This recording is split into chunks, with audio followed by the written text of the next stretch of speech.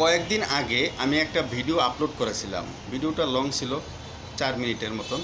ওই ভিডিওতে বলেছিলাম যে যারা নতুন ফেসবুক প্ল্যাটফর্মে কাজ করতে আসবেন তারা আসবেন না। তারা যদি আসেন তাহলে দুইটা সমস্যার সম্মুখীন হবেন। এক হলো অদৃশ্য সমস্যা হলো ফেসবুক থেকে, আর দ্বিতীয়ত হলো আপনি এই সমস্যাটা কেটে যখন উপরে যাবেন, একটু ভালো পজিশনে যাবেন, তখন দেখবেন আপনার অদৃশ্য শত্রু নয়, প্রকাশ্য শত্রু হলো আপনার কন্টেন্ট ক্রিয়েটররা। বিভিন্নভাবে আপনাকে নাজেহাল করবে, পেজে রিপোর্ট দিবে, বিভিন্ন সমস্যার সম্মুখীনে আপনাকে ফেলবে। আপনি যখন একটু ভালো পজিশনে যাবেন, দু একটা পেমেন্ট নিয়মিত পেতে থাকবেন ফেসবুকের তরফ থেকে, তখন আপনার শত্রু হবে কন্টেন্ট ক্রিয়েটররা। এই কথাগুলি বলেছিলাম।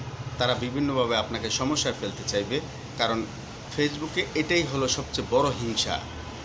তো আমার এই ভিডিওতে একজন ভাই কমেন্ট করেছেন, বলছেন যে আমি মানুষকে অনুৎসাহিত করতেছি, মানুষকে এই প্ল্যাটফর্মে না আসার জন্য বিভিন্নভাবে বলছি। আসলে ভাই, এই কথা বলার উদ্দেশ্য এটা ছিল না, আর আমার ভিডিওর উদ্দেশ্য এরকম ছিল না। আমার ভিডিওর উদ্দেশ্য ছিল যে যারা অতি ধৈর্য ধারণ করতে পারবে, পরিশ্রম করতে পারবে, সময় মতো কাজ করতে পারবে, নিয়মিত থাকতে পারবে, তারাই আসুক। নেগেটিভ কথার দ্বারা আমি বুঝাইতে চাইছি পজিটিভ জিনিস। হয়তো আপনার বোঝার ভুল ছিল, নয়তো আমারও বলার কোনো ব্যতিক্রম ছিল, এই জন্য হয়তো আমি ঠিকমতো বুঝিয়ে বলতে পারি না। হয়তো দেখুন, সব মানুষ সব কিছু সুন্দরভাবে বুঝিয়ে বলার ক্ষমতা দুনিয়াতে নিয়ে আসে নাই। যদি নিয়ে আসতো তাহলে একজন মানুষের কথাই সবাই আটকে যেত, থমকে যেত, বন্ধ হয়ে যেত তার কাজকর্ম। কিন্তু না, কিছু নেগেটিভ কথা দ্বারা পজিটিভ বোঝায়, আবার কিছু পজিটিভ কথা দ্বারা নেগেটিভ বোঝায়। আমি সেটাই বোঝাইতে চেয়েছি।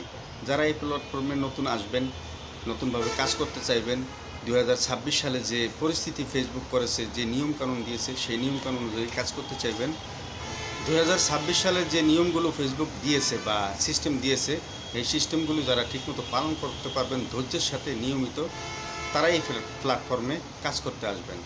এটাই আমি বলতে চেয়েছিলাম। যদি ভাই আপনি আমার ভিডিওতে ভুল বোঝেন, তাহলে আপনার কাছে আমি সরি, কিন্তু আপনি নেগেটিভ থেকে পজিটিভ বুঝে নেওয়ার জন্য আমি বলছি। আর পজিটিভটা যদি না বোঝেন, নেগেটিভটা যদি না বোঝেন, তাহলে তো আপনাকে হবে না। এখানে একটা ফেসবুক প্ল্যাটফর্ম, হয়তো আমার বেশি পপুলারিটি নেই, এজন্য হয়তো আপনি কথাটা বুঝতে পারেন নাই বা বুঝিয়ে নিতে পারেন নাই। কিন্তু যদি আমি আবার ভালো ভাইরাল পারসন হতাম, তাহলে আমার কথাটা সুন্দরই বুঝতেন। সুতরাং চেষ্টা করবেন সব সময় এখানে আসলে দুই ধরনের শত্রু থেকে বাঁচার জন্য। ফেসবুক প্রথম অধ্যায়ে আপনার ফেসবুক আপনার অদৃশ্য শত্রু। পরবর্তীতে আপনি যদি একটু সাকসেস হন, ফেসবুক থেকে আপনি সমস্ত জিনিস উতরে সাকসেস হয়ে মনিটাইজেশন পেয়ে আপনি যদি উপরে উঠেন, তাহলে আপনার প্রকাশ্য শত্রু হলো আপনার আশেপাশের বন্ধুবান্ধব এবং কিছু অদৃশ্য হিংসাত্মক মানুষ, যারা অন্যের ভালো দেখতে পারে না। সুতরাং আমার ভিডিওটি আপনি যদি ভুল বুঝে থাকেন, আপনার কাছে আমি সরি, দুঃখিত, সবার কাছে দুঃখ প্রকাশ করছি। ভিডিওটি যদি ভালো লাগে সবাইকে একটু শেয়ার করে জানিয়ে দিবেন।